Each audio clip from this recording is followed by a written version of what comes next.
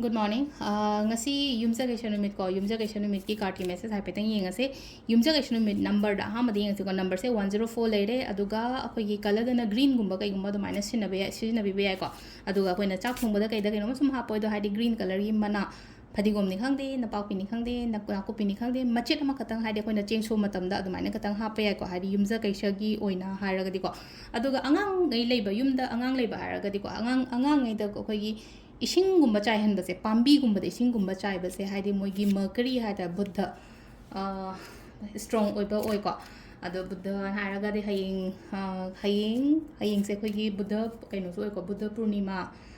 सु ओइबनिना को हाइदि बुद्ध पूर्णिमा गी तौबा याबा खोटबा याबा मयाम अमा लेरिको अंगांगी ओइरो हनगी ओइरो को अदुदुना हाइदि सी से हाइसमना हाइबदा हाइदि मीदुगी मर्करी स्ट्रॉंग अंगांगुम्बदा हाइदि इसिंगुम्बा चाइहनबिबा कैनोसे को यारिङै हाइदि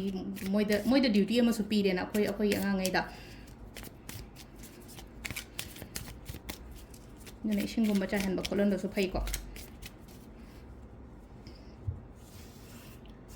अदसदगी 3 cards खतंग लौथोसेको 1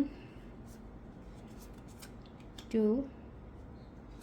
3 को card number 1 card number 2 card number 3 को अहम बेसे खनसरा अनि शुभ खनसरा नत्रगा अहुम शुभ खनसरा को अहम खनबंगै लाय को अहम खनबंगै से लायते को हादि खितंग ngasi ओइना हाय तारे को वांगांगनो हाइबगी आथ्रदि कैनो हाय मतम लोइनम हाइदोकनो अइना तौरिसे करिनो अइ कै तौदोरी अइगी प्लानिंग द करी लेको लोइना हाइदबा मिंगोंदा याम का हाना वरी वता याम का हाना शेयर तौदबको इसादा थाजब थमो अइना तौरियो पोचे अइ चुम्मिको अइ लांदेको हाइबदि इसादा फुल ट्रस्ट अमगो लोइना वांगांगदबदा थबकुंबा तौबको लाइगुंबा निंबियो यामनाको हाइदि स्पिरिचुअल ओइबो खोपद लाइनिंगबसु फैको लाइनिंगबो फै हाइबगी हातदि तम थमोइ सेंगे बता सेंना हारगदिको इसागी अइसे अइ लांदे नत्रगा अइसे थमोइ याम सेंगबा मीनेन हारगदि अइगी दमकता फबा सोइदन लाकनि बसिसना खोइगी नंबर 1 गी कार्ड की मेसेज लेरेको नंबर 2 को नंबर 2 गी ओइना हारगदि को खतंग ngasi गी ओइना हार चेक्शन लो खरको चथोको तोपदा चेक्शन लो याम का हाना मिंगोंदा ट्रस्ट तौगनो सिमा लेरेको हादि याम का हाना मिंगोंदा ट्रस्ट तौदबा अदगी चथोको तोपदा फजना लाइटिन खोरमा खोला दum चथोपियो को अदो हादि मिंगोंदा पीबा इन्वेस्टमेंट ओइरो अमा ओइरो को ए ngasi सिमदी खरा अवॉइड तौबियो को अदुगा नंबर 3 को नंबर 3 सिना को करिगिनो दि खंगद्रे को खतंग वाखन से मक लोइना फापुन तोसलगा थंबगी टाइप तम तौरे को फाप हादि कदाइदनो म पल्ल लेबजे से थोप ngमदबदो अदुगी वाखन दुदगी ngसाइगी हादि थोंग नोजला थंबदुदि हादि अदुदि थोसु याबे थोंग दो हांगदो ओगनी खंगदे फकाइरगनी खंगदे अमनी खंगदे को ngसाइगी वाखन फतबा खल्लिबदु अदुदगी थोलके हारगदि इसाइ थंदा खनबा म दरकार रोयबा मीना मतेंग सिदा पांगनिया केसु लेते को ai खनबे यादे को सिगी वाखन से नत्रगा सिदा आइना जि खल्लिबा गोलि हम से आइगोना फबा ओगदबा नते ai खतंग मेंटली डिस्टर्ब ओइरगा डिप्रेशन ओइरगा हादि आइगोंदा स्ट्रेस एंजाइटी करी क्रासु मैम से लाकना हादि अवॉइड तो सिगी पोछिमको हादि खनदबा नेगेटिव थॉट्स नेगेटिव इवेंट्स हाना थोखरे खोटखरे ना मैम खलासे बेगी लाइफ ता अतारगदि अदु दो मियोइबने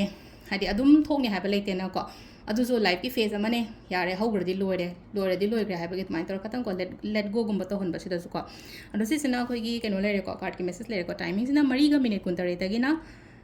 अयु तगिने को सिसे अयु नुंगालम दाइ 3 गा मिनिट 19 तगिना पुंग 3 गा मिनिट निफु मापन फाउंग लेरे तगी मापन मखाइ देना पुंग 13 गा मिनिट 13 फाउंग लेरे अदन दिनगिना 2 गा मिनिट 19 तगिना पुंग 5 गा मिनिट 55 फाउंग लेरे अदुग नुंगदांगिना पुंग 3 गा मिनिट 13 दगिना अहिंगी 13 गा मिनिट 13 फाउंग लेरे तुगा नेक्स्ट डे नोंगालम दाइगिना 1 गा मिनिट 25 दगिना नोंगालम दाइगी 3 गा मिनिट 9 फाउंग लेको सिसना खोइगी ngasi gi oina afaba timing ko adu sida lere खोइगी डेली कार्ड मेसेज में थैंक यू